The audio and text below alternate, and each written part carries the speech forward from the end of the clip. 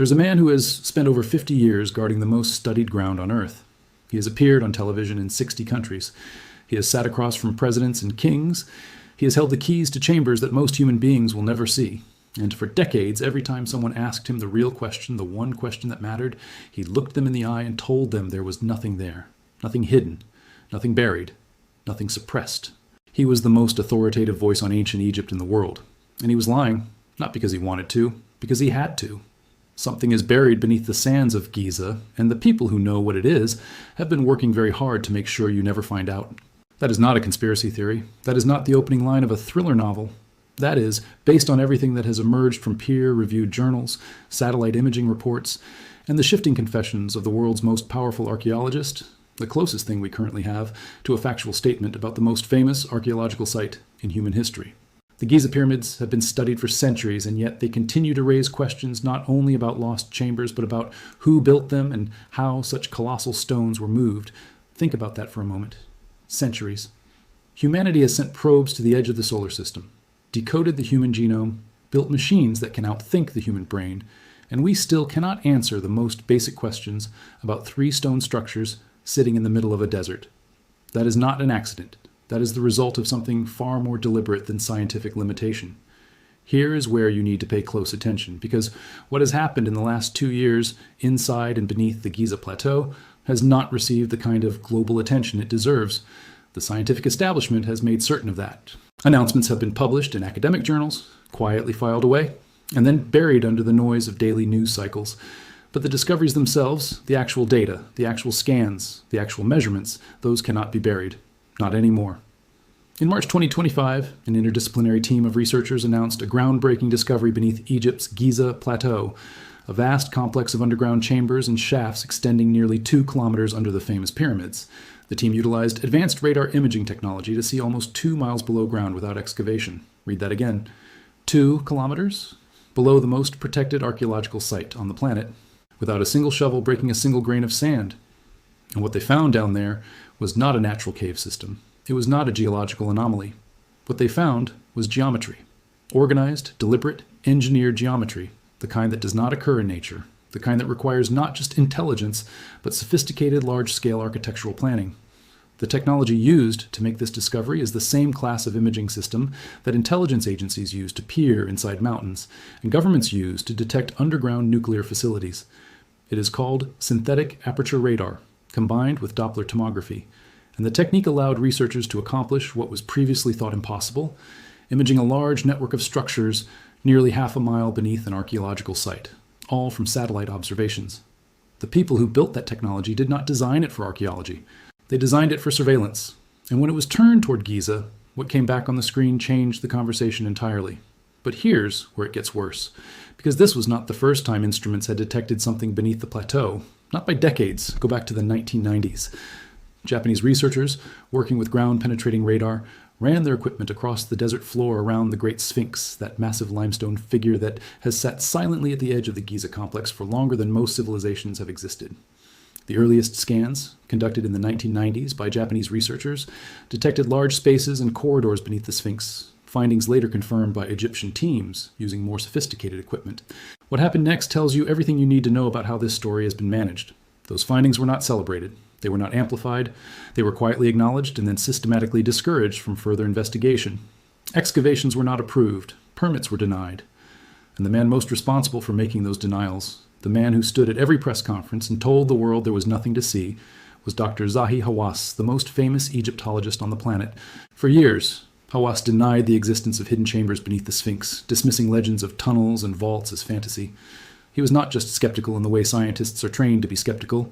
He was aggressive in his dismissal. He made it a point of professional identity to ridicule the idea that something ancient and unknown was waiting beneath the surface of Giza. He used his enormous institutional authority as director of the Giza Plateau, as Secretary General of the Supreme Council of Antiquities, as Egypt's first Minister of State for Antiquities, to shut down inquiries before they could gain momentum. And the global archaeological community, largely dependent on Egyptian government cooperation for access and excavation permits, mostly fell in line. Think about what that means. The single person most positioned to investigate the mystery was the single person most aggressively blocking it. That is not a coincidence. That is a structure of control. For over 20 years, Hawass held the keys to all Egyptian antiquities, first as Secretary General of the Supreme Council of Antiquities, and then as the first Minister of State for Antiquities. 20 years of gatekeeping, 20 years of deciding who got access and who did not, 20 years of determining which discoveries made headlines and which ones were quietly shelved. And during all that time, the instruments kept scanning, the anomalies kept appearing, and the questions kept getting more difficult to answer with a straight face. And this is where everything changes, because in recent years, something has shifted in Hawass's public posture. The man who spent decades as the loudest voice against the existence of hidden chambers has begun cautiously, carefully, but unmistakably to change his position. Hawass, once the loudest skeptic, now acknowledges that something is indeed hidden beneath the Sphinx, but insists that Egypt is not yet ready for what might be found. Sit with that sentence. Egypt is not ready for what might be found. That is not the language of a scientist talking about a geological formation. That is the language of someone who already knows what is there and is calculating how much longer it can be kept from the world. What would make Egypt, a nation that has built its modern identity, its tourism economy, its global cultural prestige on the story of the pharaohs, what would make that nation not ready? The answer to that question is the real story, because there is only one category of discovery that would be more destabilizing than exciting for the Egyptian government, and that is evidence of a civilization that predates the pharaohs by thousands of years. Evidence that the pyramids themselves, or the structures beneath them, were not built in the way we have been told, by the people we have been told, at the time we have been told. Ancient texts, such as the inventory stela, hint that the Sphinx may predate the pyramids, standing as a relic from a forgotten age, while legends speak of vaults of knowledge and treasures hidden below. The inventory stela is a physical artifact. It exists. It is housed in the Cairo Museum. It makes explicit claims about the Sphinx existing before the reign of Khufu, the pharaoh credited with building the Great Pyramid. If that document is accurate, then the entire timeline of ancient Egyptian civilization, the timeline that forms the foundation of everything we believe about the origins of human complexity, needs to be rewritten. And not by a small amount, by thousands of years. Now add what the 2025 radar team found. The research team themselves drew parallels to ancient texts, noting that the layout and features match uncanny descriptions from Egyptian and Hermetic lore. For example, inscriptions attributed to Thoth speak of deep halls of knowledge underground, the so-called halls of Amenti, where wisdom from a prior age was stored. The halls of Amenti are not myth in the way that most people use that word. In ancient Egyptian cosmology, they were specific physical locations. They were described in architectural terms. They had dimensions, orientations, purposes. And now, for the first time in human history, instruments designed to see through solid rock are producing data that matches those ancient descriptions in ways that cannot be dismissed as coincidence. It suggests either that the Old Kingdom Egyptians were far more sophisticated, necessitating revisions in our history books, or that they were building atop something far older, which would be paradigm shifting, introducing a previously unknown civilization into the historical record. Either option is extraordinary.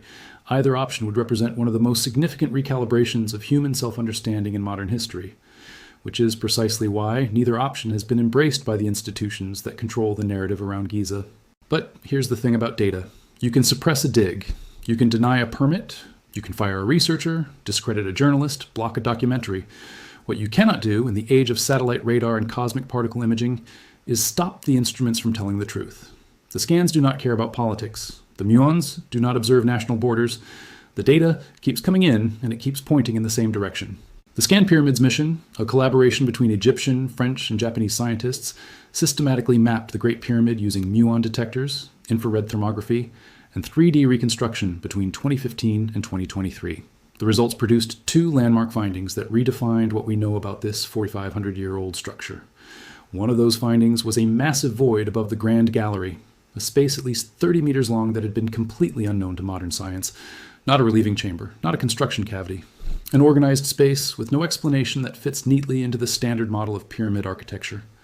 A hidden corridor measuring nearly 30 meters in length has been pinpointed deep within the limestone giant. Hawass, the former Egyptian Minister of Antiquities, suggests that this passage could lead to the long-lost burial chamber of King Khufu himself. While the pyramid has been studied for centuries, this specific void has remained untouched since the 4th dynasty.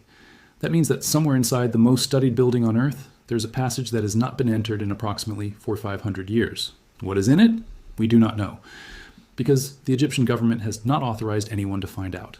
And this is where the control of information becomes impossible to ignore, because at the same moment that new voids are being detected inside the Great Pyramid, New evidence is emerging beneath the surface of the plateau itself.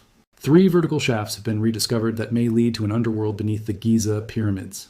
At depths of 40 feet, each shaft features an 80-foot wide cavity encircling the passage, far too deliberate to be natural erosion. Satellite imaging suggests these chambers extend even deeper beneath accumulated rubble, hinting at a subterranean architecture that has remained largely unexplored for millennia. 80-foot wide cavities, at 40 feet down, lined with precisely cut limestone and sandstone blocks. These are not the features of a water well or a casual utility shaft. These are the features of deliberate, monumental underground construction. The shafts may finally provide physical evidence for claims made by the ancient Greek historian Herodotus, who described a massive labyrinth in Egypt containing 3,000 chambers, many hidden underground, including a large subterranean pyramid. Herodotus has been dismissed by modern historians as an unreliable narrator for generations. He has been called an exaggerator, a mythologizer, a tourist who confused legend with fact. But notice what is happening now. Every time a new technology is turned toward Giza, Herodotus is looking less like a storyteller and more like a witness. The labyrinth he described, the underground chambers, the subterranean passages, they are showing up in the data. What most people are not seeing is the pattern that connects these individual discoveries. Numerical simulations show that the anomalies could not be explained by natural cracks or irregularities in the stone. Not natural cracks, not geological irregularities. The simulations rule those explanations out. What remains, when you eliminate the natural explanations, is the intentional one. Someone built those voids. Someone engineered that space. And whoever they were, they went to extraordinary lengths to seal it from the outside world. The deeper question, the one that the academic press release system is structurally incapable of asking, is why? Why does a pyramid, ostensibly built as a tomb, need a second hidden entrance? Why does the most famous monument in human history contain a 30-meter corridor that points, according to the world's most prominent Egyptologist, toward a burial chamber that has never been found? Why do the subterranean shafts beneath the plateau feature precision-cut chambers at depths that required enormous engineering investment from a civilization we are told was still primitive by global standards? The official answer from the mainstream archaeological establishment is that these are structural features, relieving chambers, architectural solutions to engineering problems, the kind of spaces that appear as byproducts of building at scale with enormous stone blocks. And that answer is technically defensible for some of the voids, but it collapses entirely when applied to the full picture. Because you do not build 80-foot wide subterranean cavities as a byproduct of pyramid construction. You do not line vertical shafts with precision-cut sandstone blocks as a structural necessity. You do not create geometrically organized underground networks spanning multiple kilometers as an engineering accident. Every measurement, every radar image, points to a singular conclusion. The Giza Plateau still holds secrets that could reshape our understanding of ancient Egypt. The shafts are more than anomalies. They are doorways into a subterranean world waiting to be explored. That quote did not come from a fringe theorist. It came from researchers who published their findings through established scientific channels. And yet, the Egyptian government's response to these findings has been consistent. No excavation, no direct investigation, no physical entry. The law protecting Giza's monuments forbids any destructive research. Only non-invasive scanning is permitted. That is not an unreasonable policy on its surface. The monuments are genuinely fragile. Archaeology has a long history of destroying the things it was trying to preserve. But here's the detail that changes the meaning of that policy entirely. Despite mounting evidence, the Egyptian government has strictly forbidden excavation beneath the Sphinx, citing concerns for the monument's structural integrity and the potential for catastrophic collapse. And yet, when researchers propose purely non-invasive endoscopic cameras, small probes, no structural impact, even those requests have been quietly refused. That is not preservation policy. That is information containment. Many believe the true reason lies deeper. The Sphinx is more than stone. It is Egypt's identity, and any discovery that could rewrite the timeline of civilization itself is fraught with political and cultural risk. Here is the geopolitical reality that archaeology textbooks do not discuss.